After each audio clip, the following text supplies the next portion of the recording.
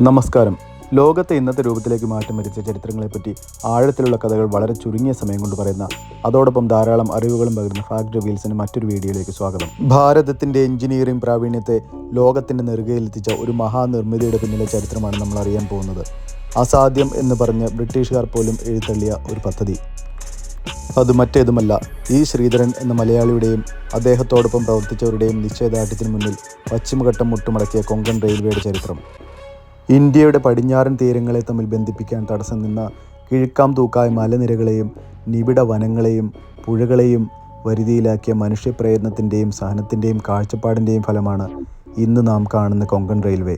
തീവണ്ടി ഗതാഗതം ആരംഭിച്ച നാൾ മുതൽ മുംബൈയിൽ നിന്ന് മംഗലാപുരം, കേരളം തുടങ്ങിയ സതേൺ ഭാഗങ്ങളിലേക്കെത്താൻ പൂനെ, സോലാപൂർ വഴി ആന്ധ്രാപ്രദേശ് കടന്നുള്ള വളരെ ദീർഘമായ യാത്രാമാർഗം മാത്രമാണ് ഉണ്ടായിരുന്നത്.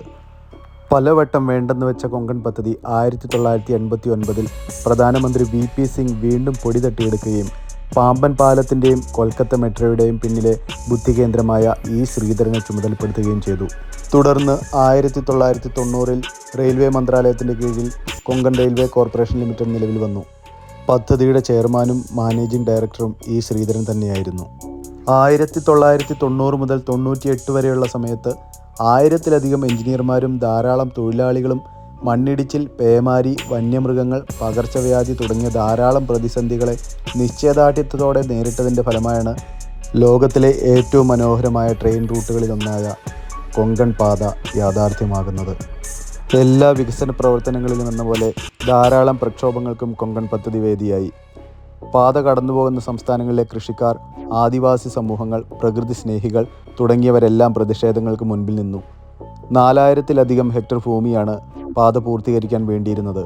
ഈ പ്രതിസന്ധികളെല്ലാം മറികടന്ന് 1998 ജനുവരി 26 മഹാരാഷ്ട്രയിലെ റോഹ മുതൽ കർണാടകയിലെ മാംഗ്ലൂർ വരെയുള്ള 760 കിലോമീറ്റർ ദൂരം ട്രെയിൻ ഓടിത്തുടങ്ങി. 69 സ്റ്റേഷനുകളും 2000-ലധികം പാലങ്ങളും 91 ടണലുകളും അടങ്ങിയതാണ് പാത. 6.5 കിലോമീറ്റർ നീളത്തിലുള്ള കാർബൂഡ് ടണലാണ് കൂട്ടത്തിൽ ഏറ്റവും വലിയത്. പാത നിലവിൽ വന്നതോടെ റോഹ മുതൽ മംഗലാപുരം വരെയുള്ള യാത്രാസമയം 24 മണിക്കൂറിൽ നിന്ന് 14 മണിക്കൂറിലേക്ക് ചുരുങ്ങി.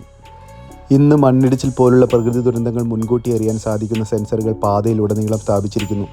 ഇരുമ്പ് വലകൾ വിരിച്ച് കല്ലുകളും മറ്റും പാതയിലേക്ക് വീഴുന്നത് തടയുന്നു. പൂർണ്ണമായ വൈദ്യുതിവൽക്കരണം നടത്തി പ്രകൃതിയെ സംരക്ഷിക്കുന്നു. അതെ, സ്വാതന്ത്ര്യാനന്തര ഇന്ത്യ കണ്ട ഏറ്റവും വലിയ അടിസ്ഥാന സൗകര്യ വികസനം ഏതെന്ന് ചോദിച്ചാൽ നിസ്സംശയം പറയാം, അത് കൊങ്കൺ റെയിൽവേ തന്നെയാണ്. പദ്ധതിയെപ്പറ്റി പറയുമ്പോൾ അതിനിടയിൽ ജീവൻ നഷ്ടപ്പെട്ടവരെയും നമ്മൾ വിസ്മരിച്ചുകൂടാ. ഏകദേശം 25,000-ഓളം പേർക്കാണ് 1990 മുതൽ 98 വരെയുള്ള നിർമ്മാണ പ്രവർത്തനത്തിനിടെ ജീവഹാനി സംഭവിച്ചത്. എല്ലാ വർഷവും ഒക്ടോബർ 14 കൊങ്കൺ അനുസ്മരണ ദിനമായി ആചരിക്കുന്നു.